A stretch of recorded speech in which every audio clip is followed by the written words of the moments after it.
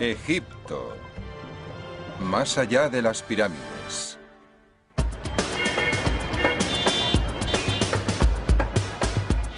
El Cairo es una de las mayores ciudades del mundo. Con una población de 16 millones de habitantes que no cesa de crecer, se extiende a ambas orillas del Nilo, no muy lejos de Memphis, la antigua capital. Hace más de 5.000 años, desde los tiempos de los faraones, Egipto ha sido una tierra de profunda fe y espiritualidad. En muchos aspectos, se ha convertido en el punto donde convergen algunas de las religiones más importantes. Aquí, en el Cairo, la mayor metrópolis musulmana del mundo, uno solo debe escuchar para recordar. La monotonía de la vida moderna se interrumpe 5 veces al día con la llamada islámica a la oración.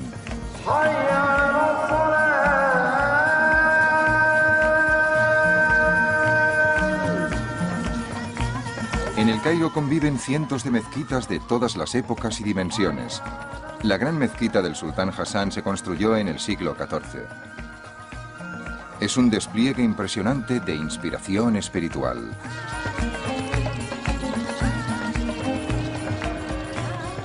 Pero el judaísmo y el cristianismo también se habían hecho fuertes en esta ciudad, por lo que sus templos y su fe siguen presentes. La sinagoga de Ben Ezra se construyó en el siglo IX. La leyenda dice que antes de que el Nilo cambiara de curso, la hija del faraón encontró a Moisés en este lugar.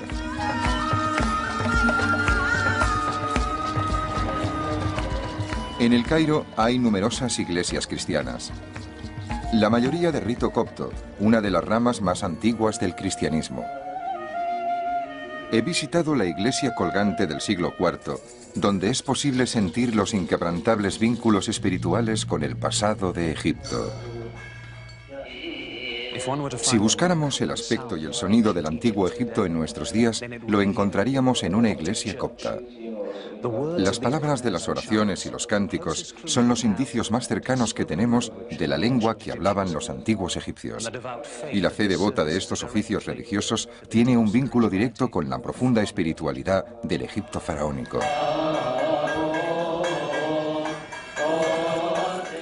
Los cánticos, el incienso, los jeroglíficos que aún se utilizaban en la lengua copta se remontan a una religión todavía más antigua, que se inició aquí hace más de 50 siglos.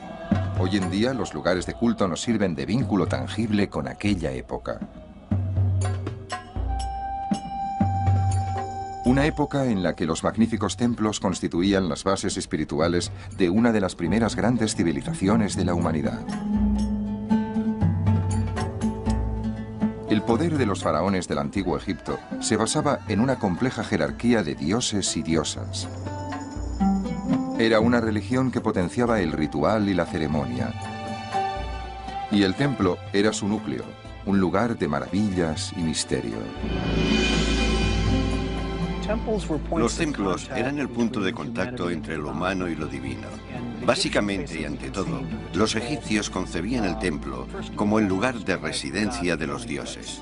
Por eso, el principal objetivo del ritual del templo se basaba en el cuidado y la alimentación del dios.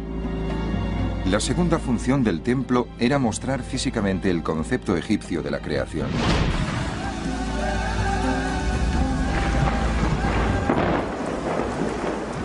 Los egipcios creían que el mundo tenía su origen en una colina primigenia surgida de las aguas, un lugar de caos y desorden. Pero en ese desorden, los dioses hicieron del montículo una isla de seguridad que se convirtió en Egipto. Para simbolizar el montículo de la creación, los templos siempre se erigían con una sección ligeramente elevada en el centro. El montículo recordaba a los egipcios que el caos primigenio podía regresar si los dioses no eran felices. Durante más de 3000 años, el temor al caos y la preocupación por el orden fueron vitales para las creencias religiosas de la civilización egipcia. La línea entre ambos conceptos era muy nítida para los egipcios. El desierto era el caos y la ausencia de vida. El valle, alimentado por el Nilo, era la seguridad. El templo era la institución que mantenía la seguridad en Egipto. El dios aseguraba la estabilidad, protegía del caos.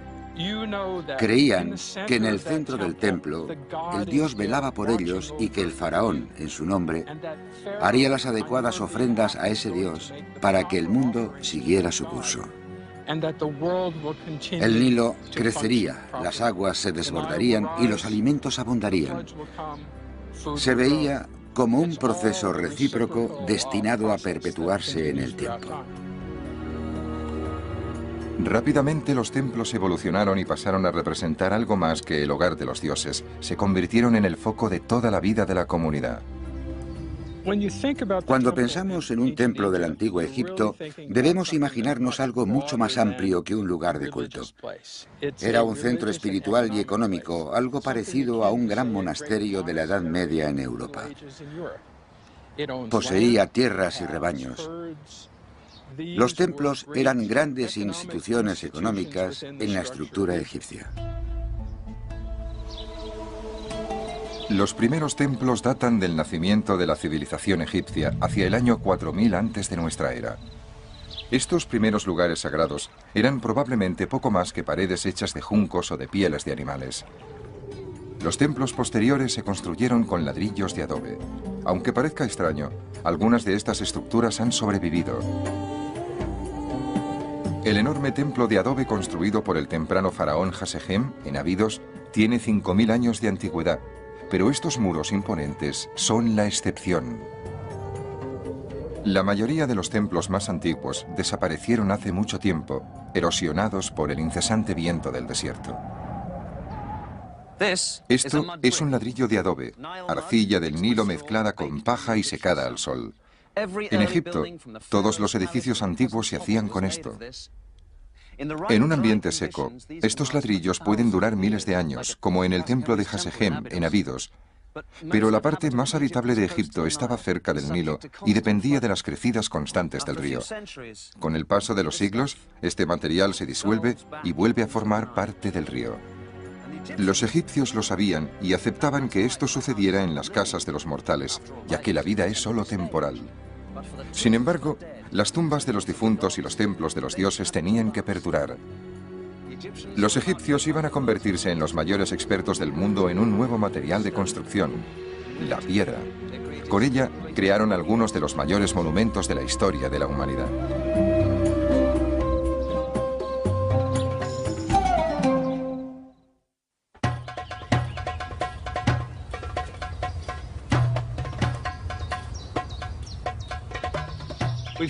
Hemos visto los inicios de la construcción de templos en Egipto y ahora veremos su brillante culminación. Nos encontramos ante el templo de Karnak. Después de las pirámides, es el logro arquitectónico más espectacular de la historia del antiguo Egipto. Karnak, el mayor complejo de templos jamás construido. Llegó a cubrir unas 24 hectáreas, un espacio lo suficientemente grande como para dar cabida varias veces a la Catedral de Notre Dame. El templo de Karnak se encuentra en la orilla oriental del Nilo, en lo que fue Tebas, la capital del sur del antiguo Egipto, y hoy es la ciudad de Luxor, a 680 kilómetros al sur de El Cairo. Hacia el año 1200 antes de nuestra era, una sucesión de faraones construyó y amplió este gran templo en el transcurso de más de 20 siglos. Este inmenso conjunto de pasadizos y de salas pobladas de columnas se levantó para honrar a una sola divinidad, Amón, el rey de los dioses. Es el gran dios, el dios más importante de Egipto. A causa de su posición como rey de los dioses, recibe el favor del faraón y todas las grandes salas y pilonos que vemos aquí se construyeron para él.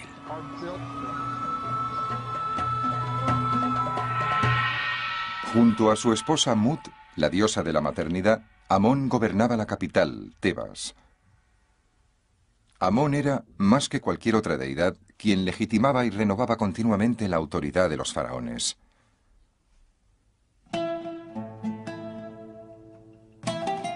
En los lugares más oscuros y silenciosos de Karnak se encontraba el dios Amón en forma de estatua.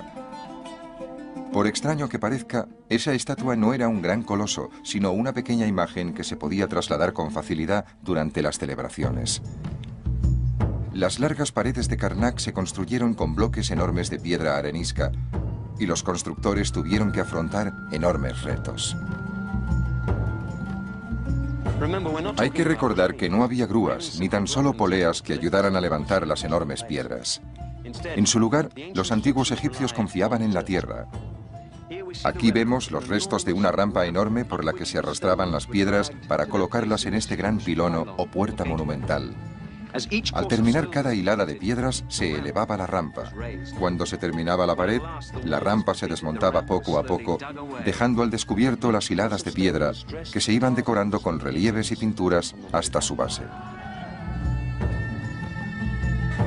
La gran sala hipóstila es el corazón de Karnak. El faraón Amenhotep III inició su construcción en el siglo XIV antes de nuestra era y constituye un bosque de 134 columnas que sostenían un tejado a 24 metros de altura. Unas ventanas dejaban pasar la luz que iluminaba la espectacular nave central. Pero las naves laterales, hoy tan soleadas, permanecían en la sombra.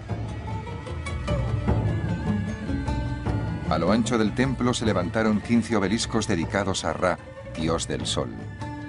Los egipcios necesitaron poner en práctica toda la técnica de ingeniería que conocían para esculpir los enormes obeliscos, arrastrarlos por las rampas y colocarlos cuidadosamente en su sitio. La parte superior de los obeliscos estaba cubierta con oro para captar el primer destello de luz del alba y el último del crepúsculo. Esos destellos honraban la importancia vital que tenía el sol para preservar la vida. Esta gran acumulación de mampostería monumental no la erigieron esclavos, sino ciudadanos libres. Todos los egipcios debían estar disponibles una época del año para trabajar en los grandes proyectos de construcción del faraón. Era el equivalente al servicio militar. La mano de obra empleada en la construcción de estos templos estaba compuesta por gente corriente que prestaba un servicio. Les tocaba trabajar temporalmente en Karnak.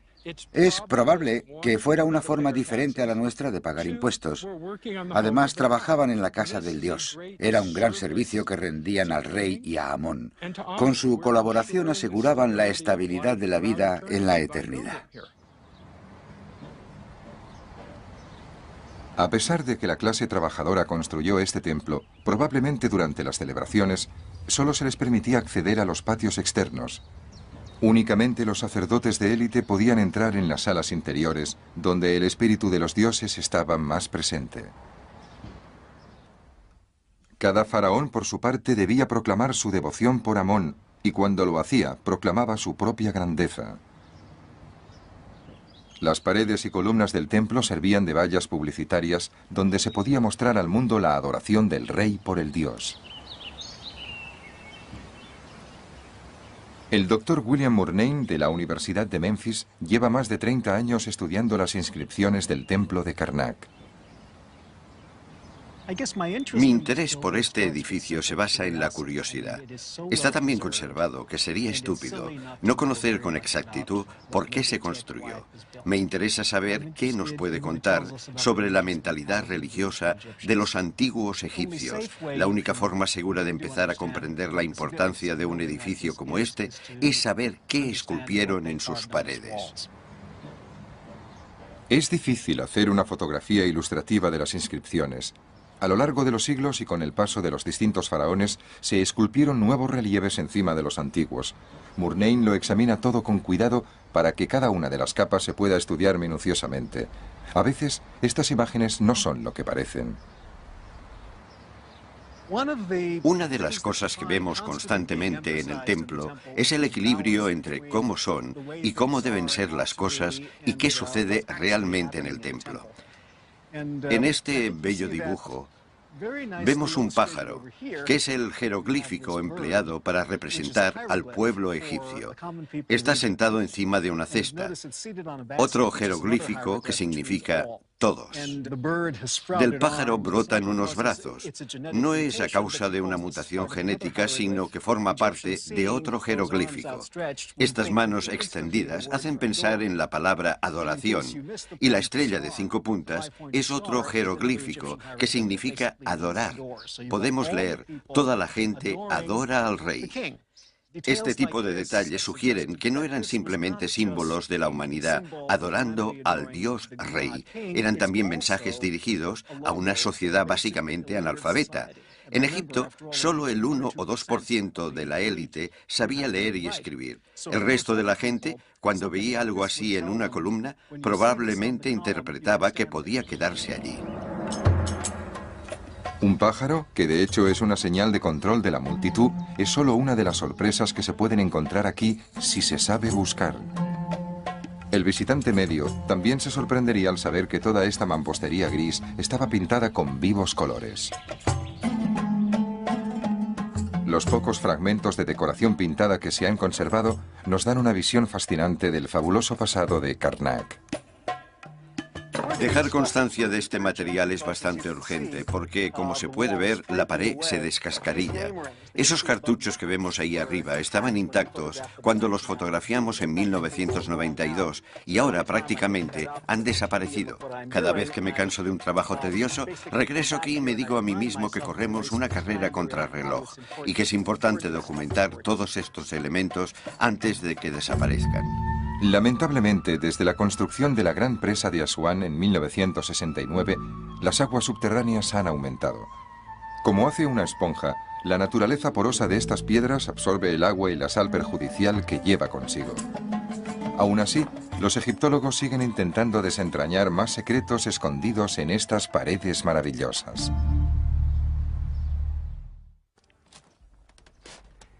Estamos en el corazón del templo de Karnak, el lugar más sagrado de todos, donde se conservaba la estatua del gran dios Amón. Ahora el tejado ha desaparecido, pero hace 3.500 años este lugar estaba en una oscuridad y un silencio sepulcrales, y tan solo tenían acceso a él los sacerdotes más privilegiados. Todas las mañanas, uno de ellos abría las puertas de la capilla, cuya estatua se encontraba justo aquí. Entonces limpiaba la estatua, le daba un baño matutino y la untaba con aceites valiosos. Luego la vestía con las ropas más exquisitas y dejaba algunas ofrendas, tal vez flores y aceites. En esta gran mesa se servía comida para que el dios pudiera alimentarse durante el día. Evidentemente, el dios solo tomaba la esencia de los alimentos. Transcurrido un tiempo razonable, los sacerdotes se los comían. Finalmente, se quemaba incienso y el dios podía acabar de disfrutar del día en paz.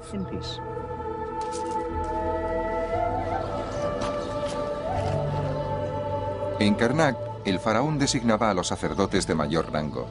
Otros sacerdotes eran seglares procedentes de familias importantes y ejercían a tiempo parcial. Pero en el templo había muchos trabajos poco relacionados con las funciones religiosas. Los templos no eran solo dominios de la realeza y de los sacerdotes. Se necesitaba a cientos de personas para que estos inmensos centros religiosos funcionaran con normalidad. En el templo trabajaban campesinos, carpinteros, canteros, herreros, alfareros y muchos otros empleados que cubrían las necesidades físicas y espirituales del templo. En la actualidad, Charles Van Sicklen excava el emplazamiento de un antiguo taller que había estado al servicio del templo de Karnak. En un periodo de la historia del templo de Karnak, esto fue una fábrica. Aquí se esculpían las estatuas, se hacían las joyas y se trabajaba el cobre. En esta zona, concretamente, encontramos muchos materiales mezclados que nos informan de lo que se hacía aquí. En algunos lugares hay concentraciones de arena con salpicaduras de un metal que aún no hemos identificado, pero que tiene el aspecto de ser algo conocido con una palabra terrible que no nos gusta utilizar en egiptología. Se trata de la palabra oro. Los arqueólogos detestamos encontrar oro porque siempre es problemático y nunca aporta información. La antigua atracción por el oro ha destruido más de un yacimiento. Para los arqueólogos serios, su presencia solo distrae de la investigación de descubrimientos más importantes. Hay una serie de cuencos, unos encima de los otros, que alcanzan una altura de casi 1,5 metros. En ellos se ponía algún material y se dejaba allí para que sedimentara. El sedimento se filtraba y se repetía este proceso varias veces. Tal vez intentaban extraer oro. Quizás esta sea la mejor teoría de esta semana. Es un problema que aún no he resuelto, pero así es la arqueología. Todas las facetas de la vida cotidiana egipcia estaban relacionadas con la alfarería. En cualquier lugar había jarras, botellas, cuencos, tazones. Se podría pensar que se extraen y conservan todos los trozos de cerámica que se encuentran, pero más de 3000 años de historia dan para muchos fragmentos.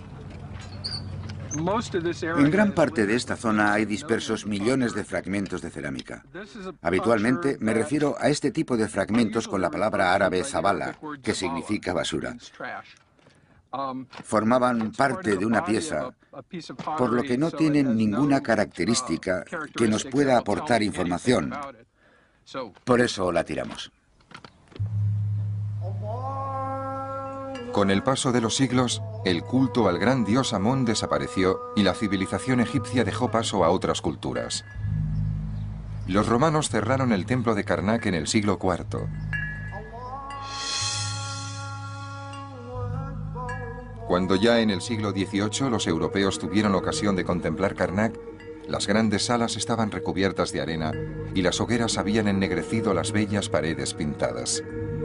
Solo los campesinos y sus asnos habían visto las inscripciones sagradas en otro tiempo dedicadas a los dioses. A principios del siglo XXI, Karnak vuelve a estar lleno de energía y de pasión, aunque ahora esta pasión sea por los descubrimientos y la restauración. Actualmente en Karnak no vive nadie. Debajo de la arena se ha descubierto esto: cientos de bloques de piedra. Ha sido un trabajo detectivesco, lento y preciso. François Larcher y un equipo francés han conseguido lo imposible. A partir de estos bloques sin orden, han logrado reconstruir todo un edificio. Han recreado la capilla roja de la reina Hatshepsut.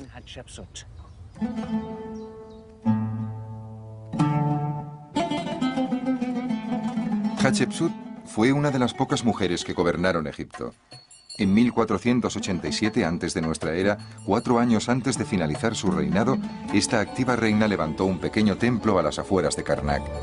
Construido con cuarcita roja, se conocía como la Capilla Roja y solo se utilizó unos pocos años.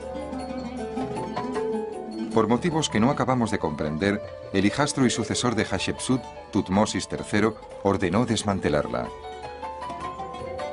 Cuando los egiptólogos la encontraron, 3000 años más tarde, los únicos restos visibles eran unos pocos bloques de piedra de grandes dimensiones que fascinaron a François Larcher.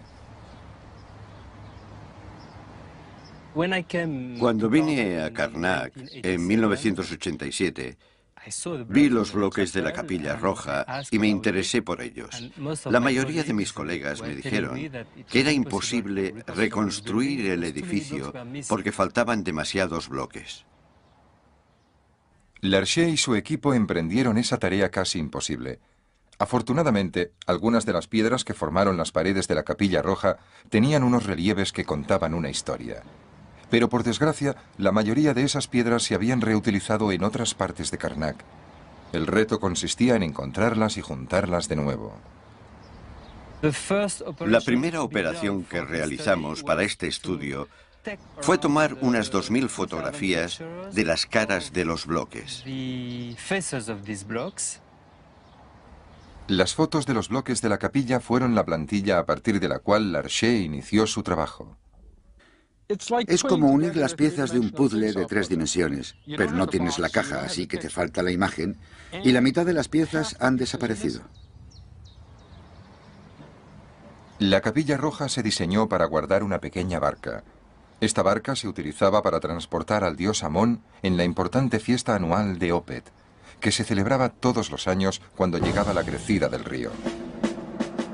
Durante la procesión, la barca de Amón salía de Karnak y desfilaba ante la gente en un viaje que duraba un día y terminaba cuando se encontraba con el faraón.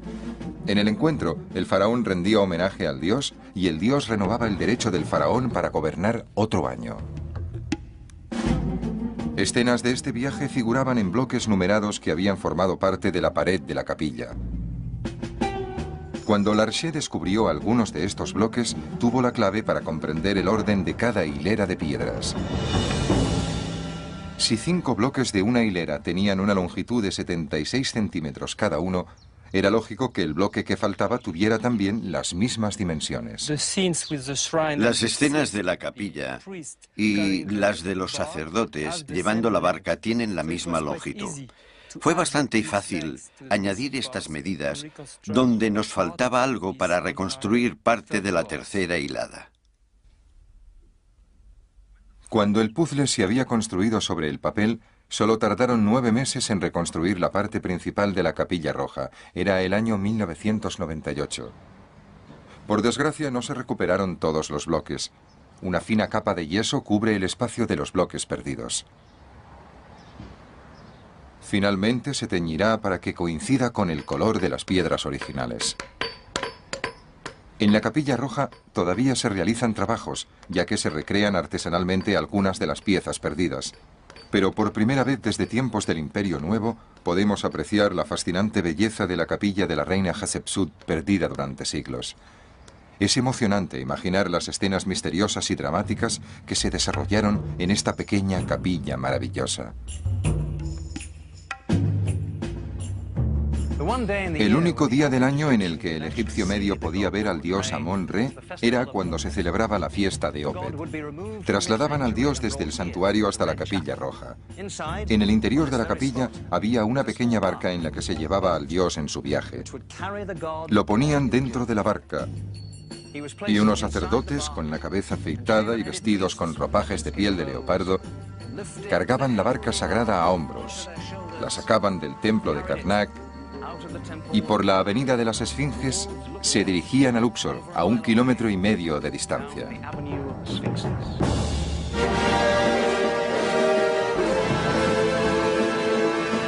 Las trompetas sonaban cuando se acercaba la procesión. Soldados en carros cubiertos de plumas flanqueaban la ruta. Los espectadores cantaban y aplaudían mientras los músicos punteaban laúdes y tocaban tambores y platillos.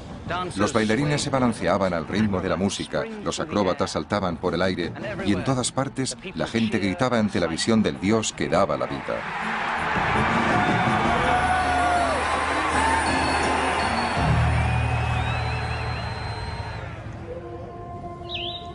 Los restos del templo de Karnak nos dan una visión maravillosa de cómo era este lugar hace 3.500 años.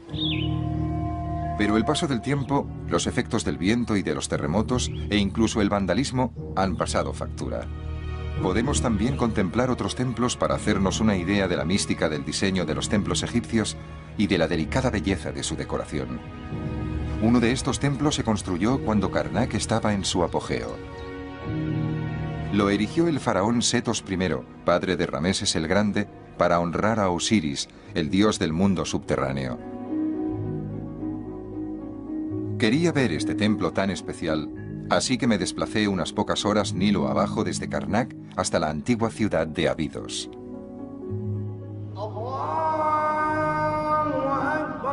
Hoy es viernes, el día festivo de la semana islámica. El muezín llama a los fieles a oración. Del antiguo Egipto nos han quedado testimonios de su religión, tumbas, templos y monumentos, pero para la gente de aquella época, Egipto era religión viva, que involucraba directamente a toda la población y que perduró con muy pocos cambios durante 3.000 años. Hemos visto las glorias de Karnak, pero para valorar y entender realmente el poder y el impacto de los templos del Imperio Nuevo, hay que ir a Abidos y contemplar el extraordinario templo que construyó Setos I para el dios Osiris. Muy pocos turistas llegan hasta aquí y algunas partes de este templo no se han filmado nunca. Nuestro guía es Matthew Adams, de la Universidad de Pensilvania.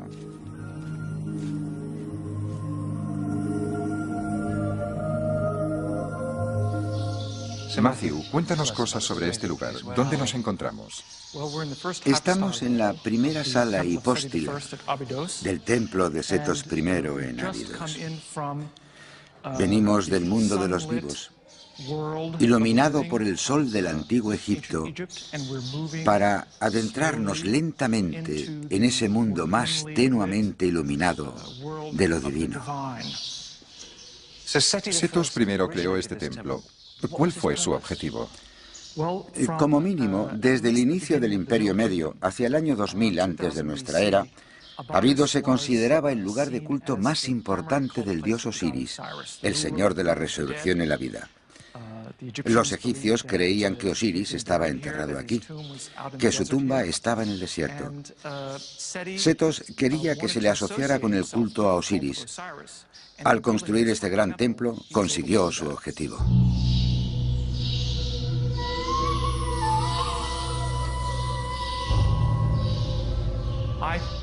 Creo que este es el relieve más delicado que se le realizó en Egipto. Es exquisito.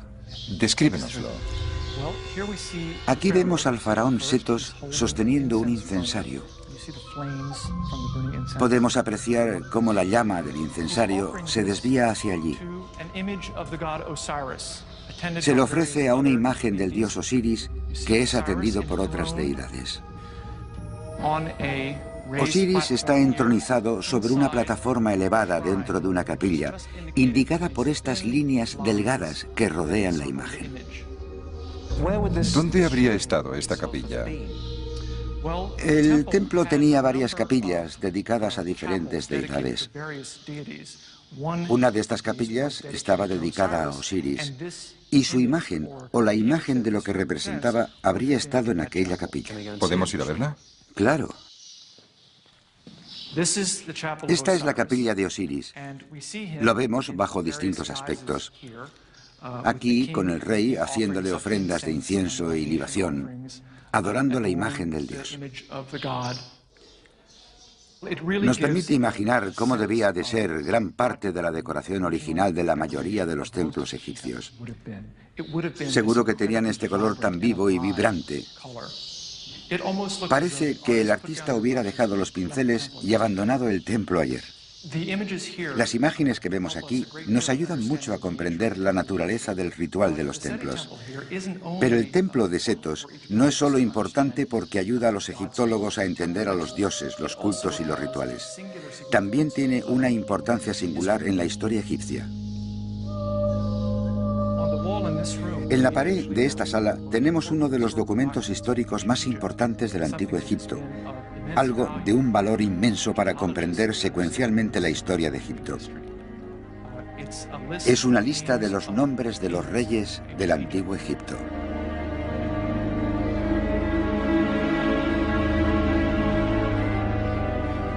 Empieza por el principio, con el rey Menes. Aquí dice Men-E, que fue el fundador legendario del Antiguo Egipto. Y sigue por toda la pared con la mayoría de gobernantes egipcios hasta llegar a Setos, el constructor de este templo. Así que aquí hay un importante período de la historia. Sin lugar a dudas. Comprende casi 2000 años de la historia de Egipto. Pero es solo una lista. ¿Es esta su importancia o nos aporta algo más? Nos muestra que los egipcios ya eran conscientes de la antigüedad de su historia. La egiptología lo habría tenido mucho más difícil a la hora de trazar las líneas generales de la historia del Antiguo Egipto sin este documento y otros parecidos a él.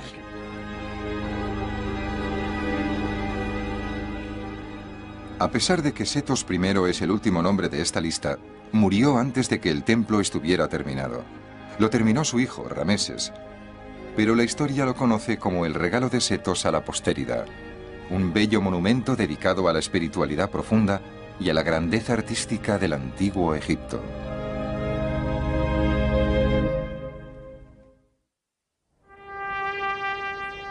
En el año 1570 a.C., 10 siglos después de la construcción de las grandes pirámides, se había iniciado un nuevo período en la historia de Egipto, conocido como Imperio Nuevo.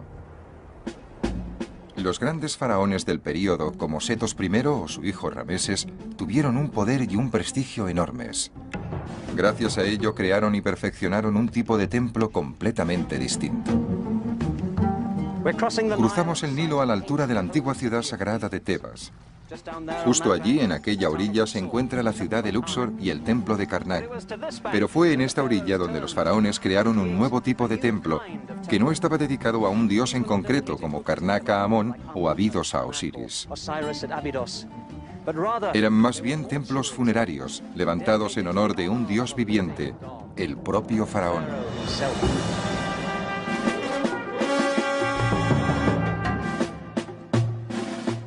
Los faraones siempre necesitaron un lugar donde recibir ofrendas y plegarias después de la muerte. Un lugar donde se pudiera adorar su memoria diariamente. No era suficiente preservar el cuerpo. También debía mantenerse la memoria gloriosa del rey muerto si éste quería ocupar su lugar en la eternidad. Las pirámides ya incorporaban espacios para esta actividad, pero cuando los ladrones de tumbas obligaron a los faraones a construir tumbas más pequeñas y seguras en el Valle de los Reyes, apareció la necesidad de crear una estructura arquitectónica especial para rememorar al faraón difunto. El resultado fue el templo funerario. Uno de los más elegantes lo construyó Rameses II en la orilla occidental del río, delante de Karnak, y se conoce como Rameseo. Fue un monumento digno del faraón que ha pasado a la historia como Rameses el Grande.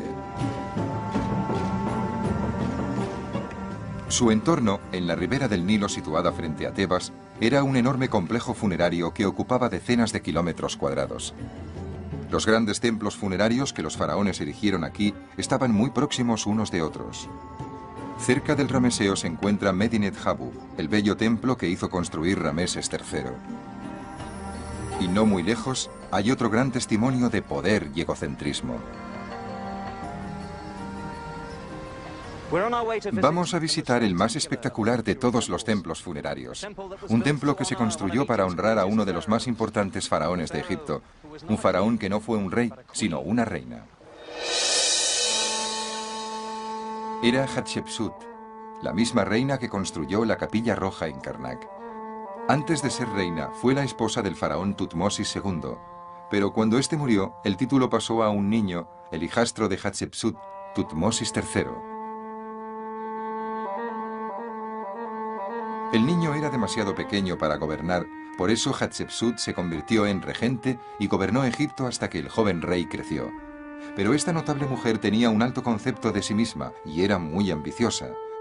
En el segundo año de reinado de su hijastro, Hatshepsut se proclamó rey.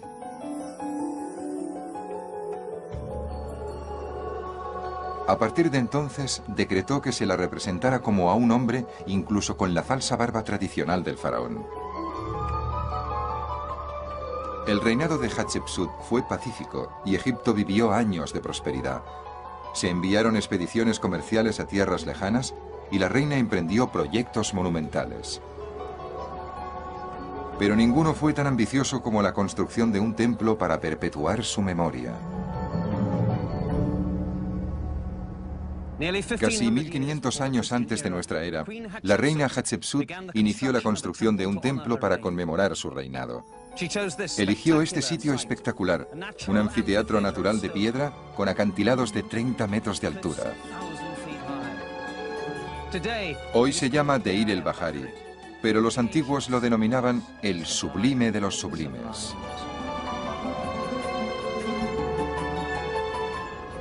El arquitecto de Hatshepsut se llamaba Asenmut. Algunos creen que fue su amante. La reina le pidió que diseñara un templo que perdurara mucho tiempo, y lo consiguió.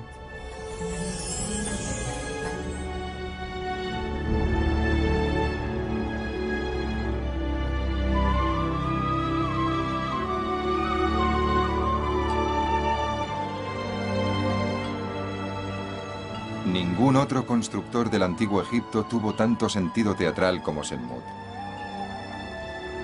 3 terrazas perfectamente escalonadas se elevan desde el nivel del valle y parece que se fusionen con los imponentes acantilados que rodean el templo. Unas rampas cuidadosamente proporcionadas conectaban las 3 terrazas.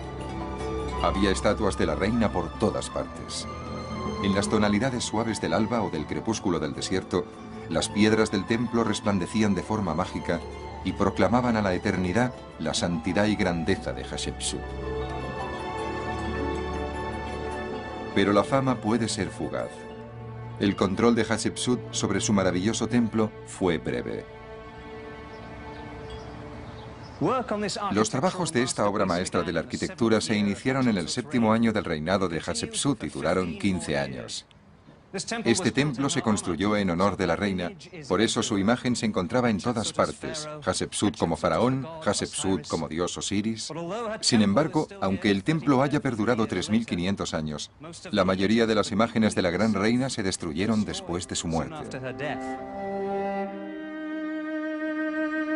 Tutmosis III se convirtió en faraón de Egipto en el año 1483 antes de nuestra era. Estaba convencido de que su madrastra nunca debió haber sido faraón. Por eso, cuando su reinado llegaba a su fin, Tutmosis hizo todo lo posible para eliminar la imagen de la reina de su propio templo. El tiempo fue, sin embargo, el mayor enemigo de la reina. Los ocupantes posteriores siguieron desfigurando las esculturas y los terremotos derrumbaron paredes y columnas. En el siglo XX, el bello templo de Hatshepsut estaba en unas condiciones deplorables. Las piedras del pavimento estaban fuera de su sitio. Grandes bloques de las balaustradas estaban amontonados en desorden. Pero en 1960 el gobierno egipcio, junto con un grupo de egiptólogos polacos, emprendió un proyecto de restauración que fue un modelo de cooperación internacional.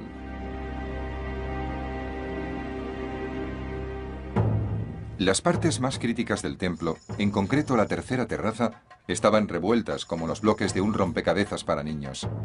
La primera tarea consistió en analizar estos bloques uno a uno y volverlos a poner en su lugar. Hemos tenido acceso a secciones. Egipto, más allá de las pirámides.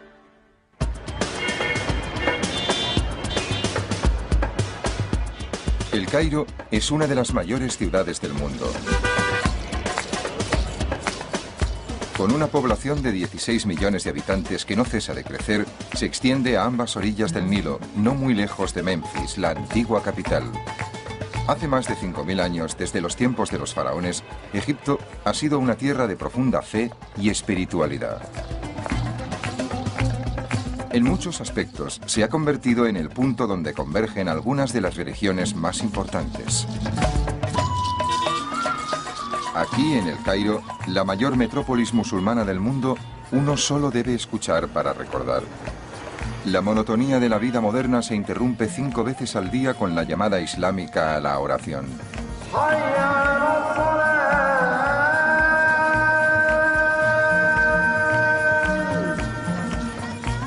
En el Cairo conviven cientos de mezquitas de todas las épocas y dimensiones. La gran mezquita del sultán Hassan se construyó en el siglo XIV. Es un despliegue impresionante de inspiración espiritual.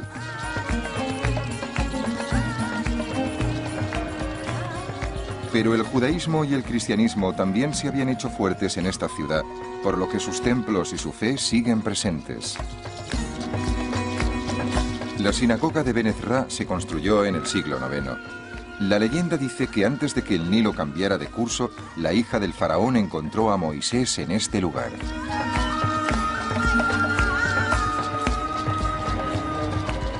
En el Cairo hay numerosas iglesias cristianas. La mayoría de rito copto, una de las ramas más antiguas del cristianismo. He visitado la iglesia colgante del siglo IV, donde es posible sentir los inquebrantables vínculos espirituales con el pasado de Egipto. Si buscáramos el aspecto y el sonido del antiguo Egipto en nuestros días, lo encontraríamos en una iglesia copta. Las palabras de las oraciones y los cánticos son los indicios más cercanos que tenemos de la lengua que hablaban los antiguos egipcios. Y la fe devota de estos oficios religiosos tiene un vínculo directo con la profunda espiritualidad del Egipto faraónico.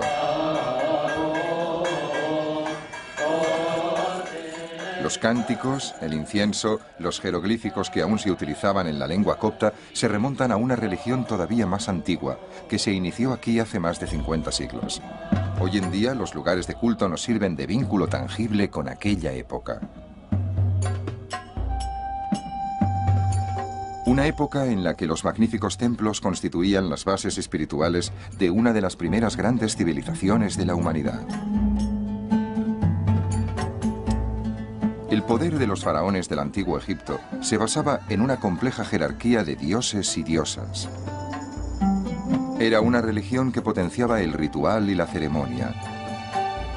Y el templo era su núcleo, un lugar de maravillas y misterio. Los templos eran el punto de contacto entre lo humano y lo divino. Básicamente y ante todo, los egipcios concebían el templo como el lugar de residencia de los dioses. Por eso, el principal objetivo del ritual del templo se basaba en el cuidado y la alimentación del dios. La segunda función del templo era mostrar físicamente el concepto egipcio de la creación.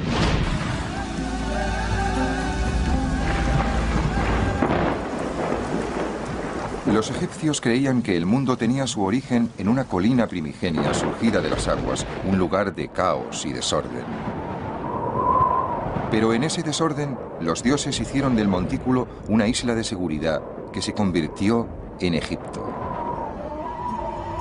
Para simbolizar el montículo de la creación, los templos siempre se erigían con una sección ligeramente elevada en el centro. El montículo recordaba a los egipcios que el caos primigenio podía regresar si los dioses no eran felices.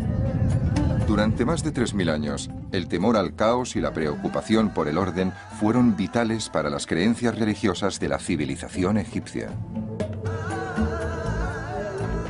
La línea entre ambos conceptos era muy nítida para los egipcios. El desierto era el caos y la ausencia de vida. El valle, alimentado por el Nilo, era la seguridad. El templo era la institución que mantenía la seguridad en Egipto. El dios aseguraba la estabilidad, protegía del caos. Creían que en el centro del templo el dios velaba por ellos y que el faraón, en su nombre, haría las adecuadas ofrendas a ese dios para que el mundo siguiera su curso. El Nilo crecería, las aguas se desbordarían y los alimentos abundarían. Se veía como un proceso recíproco destinado a perpetuarse en el tiempo. Rápidamente los templos evolucionaron y pasaron a representar algo más que el hogar de los dioses. Se convirtieron en el foco de toda la vida de la comunidad. Cuando pensamos en un templo del antiguo Egipto, debemos imaginarnos algo mucho más amplio que un lugar de culto. Era un centro espiritual y económico, algo parecido a un gran monasterio de la Edad Media en Europa. Poseía tierras y rebaños. Los templos eran grandes instituciones económicas en la estructura egipcia. Los primeros templos datan del nacimiento de la civilización egipcia hacia el año 4000 antes de nuestra era. Estos primeros lugares sagrados eran probablemente poco más que paredes hechas de juncos o de pieles de animales. Los templos posteriores se construyeron con ladrillos de adobe.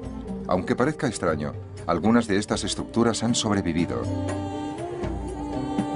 El enorme templo de adobe construido por el temprano faraón Hasegem, en Abidos, tiene 5000 años de antigüedad. Pero estos muros imponentes son la excepción. La mayoría de los templos más antiguos desaparecieron hace mucho tiempo, erosionados por el incesante viento del desierto. Esto es un ladrillo de adobe, arcilla del Nilo mezclada con paja y secada al sol. En Egipto, todos los edificios antiguos se hacían con esto. En un ambiente seco, estos ladrillos pueden durar miles de años, como en el templo de Hasegem, en Abidos. Pero la parte más habitable de Egipto estaba cerca del Nilo y dependía de las crecidas constantes del río. Con el paso de los siglos, este material se disuelve y vuelve a formar parte del río. Los egipcios lo sabían y aceptaban que esto sucediera en las casas de los mortales, ya que la vida es solo temporal. Sin embargo, las tumbas de los difuntos y los templos de los dioses tenían que perdurar. Los egipcios iban a convertirse en los mayores expertos del mundo en un nuevo material de construcción, la piedra. Con ella crearon algunos de los mayores monumentos de la historia de la humanidad.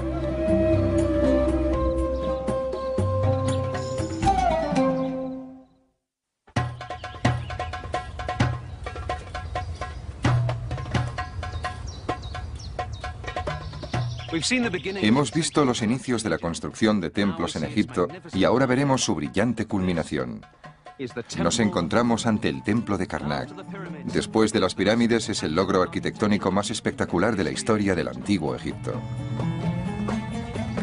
Karnak, el mayor complejo de templos jamás construido. Llegó a cubrir unas 24 hectáreas, un espacio lo suficientemente grande como para dar cabida varias veces a la Catedral de Notre Dame. El templo de Karnak se encuentra en la orilla oriental del Nilo, en lo que fue Tebas, la capital del sur del antiguo Egipto, y hoy es la ciudad de Luxor, a 680 kilómetros al sur de El Cairo. Hacia el año 1200 antes de nuestra era, una sucesión de faraones construyó y amplió este gran templo en el transcurso de más de 20 siglos. Este inmenso conjunto de pasadizos y de salas pobladas de columnas se levantó para honrar a una sola divinidad, Amón, el rey de los dioses. Es el gran dios, el dios más importante de Egipto. A causa de su posición como rey de los dioses, recibe el favor del faraón y todas las grandes salas y pilonos que vemos aquí se construyeron para él.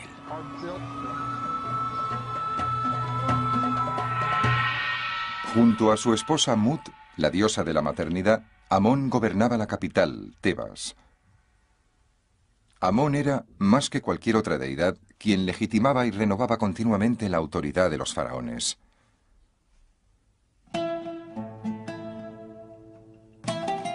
En los lugares más oscuros y silenciosos de Karnak se encontraba el dios Amón en forma de estatua. Por extraño que parezca, esa estatua no era un gran coloso, sino una pequeña imagen que se podía trasladar con facilidad durante las celebraciones. Las largas paredes de Karnak se construyeron con bloques enormes de piedra arenisca y los constructores tuvieron que afrontar enormes retos. Hay que recordar que no había grúas ni tan solo poleas que ayudaran a levantar las enormes piedras. En su lugar, los antiguos egipcios confiaban en la tierra. Aquí vemos los restos de una rampa enorme por la que se arrastraban las piedras para colocarlas en este gran pilono o puerta monumental. Al terminar cada hilada de piedras, se elevaba la rampa. Cuando se terminaba la pared, la rampa se desmontaba poco a poco, dejando al descubierto las hiladas de piedra, que se iban decorando con relieves y pinturas hasta su base. La gran sala hipóstila es el corazón de Karnak. El faraón Amenhotep III inició su construcción en el siglo XIV antes de nuestra era, y constituye un bosque de 134 columnas que sostenían un tejado a 24 metros de altura. Unas ventanas dejaban pasar la luz que iluminaba la espectacular nave central. Pero las naves laterales, hoy tan soleadas, permanecían en la sombra. A lo ancho del templo se levantaron 15 obeliscos dedicados a Ra, dios del sol. Los egipcios necesitaron poner en práctica toda la técnica de ingeniería que conocían para esculpir los enormes obeliscos, arrastrarlos por las rampas y colocarlos cuidadosamente en su sitio. La parte superior de los obeliscos estaba cubierta con oro para captar el primer destello de luz del alba y el último del crepúsculo. Esos destellos honraban la importancia vital que tenía el sol para preservar la vida. Esta gran acumulación de mampostería monumental no la erigieron esclavos, sino ciudadanos libres. Todos los egipcios debían estar disponibles una época del año para trabajar en los grandes proyectos de construcción del faraón. Era el equivalente al servicio militar.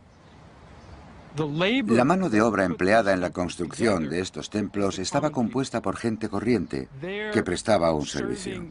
Eran probablemente poco más que paredes hechas de juncos o de pieles de animales. Los templos posteriores se construyeron con ladrillos de adobe. Aunque parezca extraño, algunas de estas estructuras han sobrevivido. El enorme templo de adobe construido por el temprano faraón Hasegem, en Abidos, tiene 5000 años de antigüedad, pero estos muros imponentes son la excepción. La mayoría de los templos más antiguos desaparecieron hace mucho tiempo, erosionados por el incesante viento del desierto. Esto es un ladrillo de adobe, arcilla del Nilo mezclada con paja y secada al sol. En Egipto, todos los edificios antiguos se hacían con esto. En un ambiente seco, estos ladrillos pueden durar miles de años, como en el templo de Hasegem, en Abidos, Pero la parte más habitable de Egipto estaba cerca del Nilo y dependía de las crecidas constantes del río. Con el paso de los siglos, este material se disuelve y vuelve a formar parte del río. Los egipcios lo sabían y aceptaban que esto sucediera en las casas de los mortales, ya que la vida es solo temporal. Sin embargo, las tumbas de los difuntos y los templos de los dioses tenían que perdurar. Los egipcios iban a convertirse en los mayores expertos del mundo en un nuevo material de construcción, la piedra. Con ella crearon algunos de los mayores monumentos de la historia de la humanidad.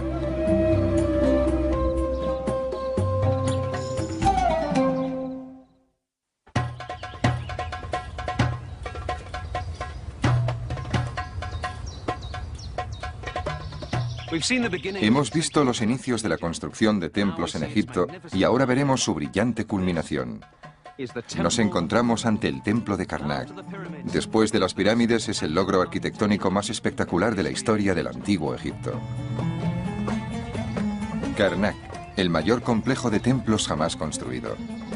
Llegó a cubrir unas 24 hectáreas. Un espacio lo suficientemente grande como para dar los inquebrantables vínculos espirituales con el pasado de Egipto. Si buscáramos el aspecto y el sonido del antiguo Egipto en nuestros días, lo encontraríamos en una iglesia copta. Las palabras de las oraciones y los cánticos son los indicios más cercanos que tenemos de la lengua que hablaban los antiguos egipcios. Y la fe devota de estos oficios religiosos tiene un vínculo directo con la profunda espiritualidad del Egipto faraónico.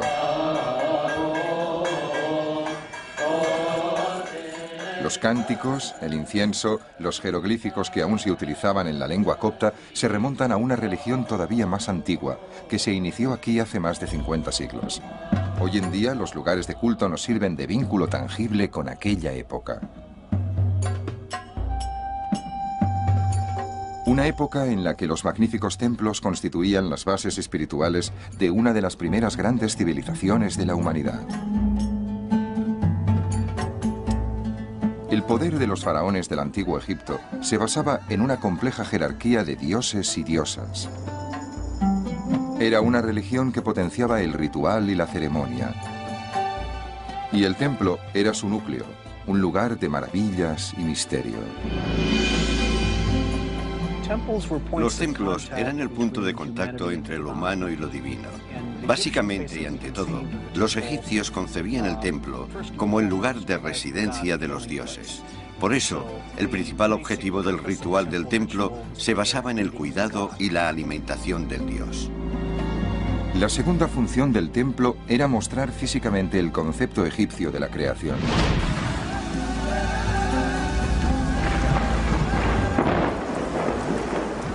Los egipcios creían que el mundo tenía su origen en una colina primigenia surgida de las aguas, un lugar de caos y desorden. Pero en ese desorden, los dioses hicieron del montículo una isla de seguridad que se convirtió en Egipto.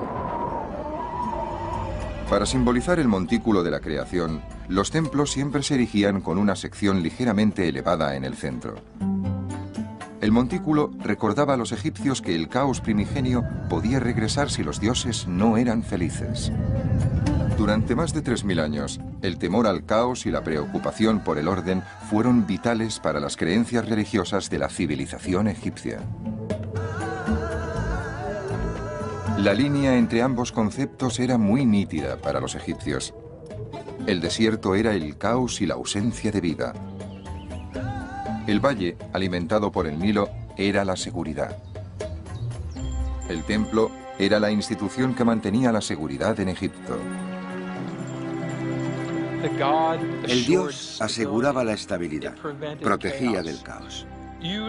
Creían que en el centro del templo el dios velaba por ellos y que el faraón, en su nombre, haría las adecuadas ofrendas a ese dios para que el mundo siguiera su curso. El Nilo crecería, las aguas se desbordarían y los alimentos abundarían. Se veía como un proceso recíproco destinado a perpetuarse en el tiempo. Rápidamente los templos evolucionaron y pasaron a representar algo más que el hogar de los dioses. Se convirtieron en el foco de toda la vida de la comunidad. Cuando pensamos en un templo del antiguo Egipto, debemos imaginarnos algo mucho más amplio que un lugar de culto. Era un centro espiritual y económico, algo parecido a un gran monasterio de la Edad Media en Europa. Poseía tierras y rebaños. Los templos eran grandes instituciones económicas en la estructura egipcia. Los primeros templos datan del nacimiento de la civilización egipcia hacia el año 4000 antes de nuestra era. Estos primeros lugares sagrados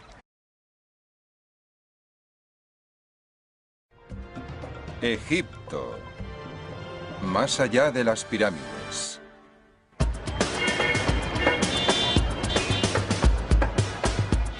El Cairo es una de las mayores ciudades del mundo. Con una población de 16 millones de habitantes que no cesa de crecer, se extiende a ambas orillas del Nilo, no muy lejos de Memphis, la antigua capital.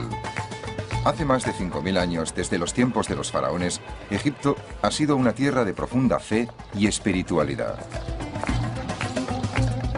En muchos aspectos, se ha convertido en el punto donde convergen algunas de las religiones más importantes. Aquí, en el Cairo, la mayor metrópolis musulmana del mundo, uno solo debe escuchar para recordar. La monotonía de la vida moderna se interrumpe 5 veces al día con la llamada islámica a la oración.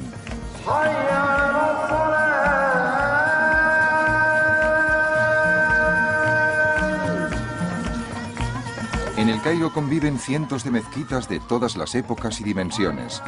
La gran mezquita del sultán Hassan se construyó en el siglo XIV. Es un despliegue impresionante de inspiración espiritual.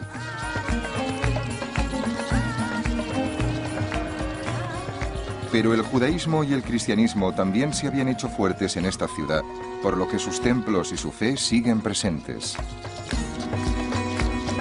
La sinagoga de Ben Ezra se construyó en el siglo IX. La leyenda dice que antes de que el Nilo cambiara de curso, la hija del faraón encontró a Moisés en este lugar.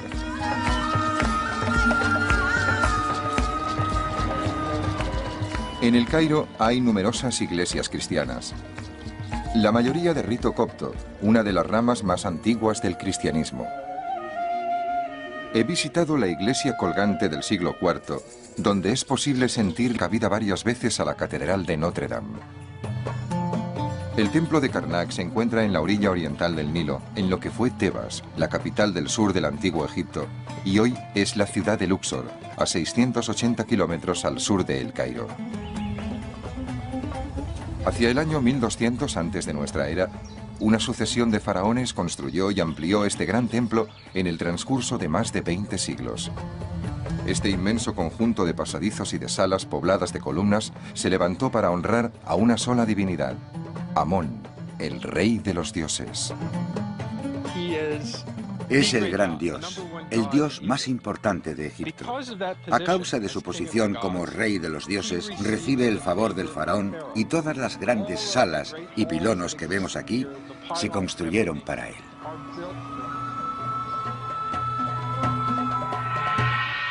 Junto a su esposa Mut, la diosa de la maternidad, Amón gobernaba la capital, Tebas.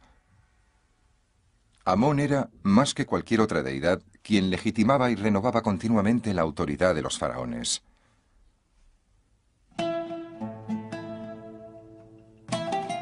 En los lugares más oscuros y silenciosos de Karnak se encontraba el dios Amón en forma de estatua. Por extraño que parezca, esa estatua no era un gran coloso, sino una pequeña imagen que se podía trasladar con facilidad durante las celebraciones. Las largas paredes de Karnak se construyeron con bloques enormes de piedra arenisca y los constructores tuvieron que afrontar enormes retos. Hay que recordar que no había grúas ni tan solo poleas que ayudaran a levantar las enormes piedras. En su lugar, los antiguos egipcios confiaban en la tierra. Aquí vemos los restos de una rampa enorme por la que se arrastraban las piedras para colocarlas en este gran pilono o puerta monumental. Al terminar cada hilada de piedras, se elevaba la rampa. Cuando se terminaba la pared, la rampa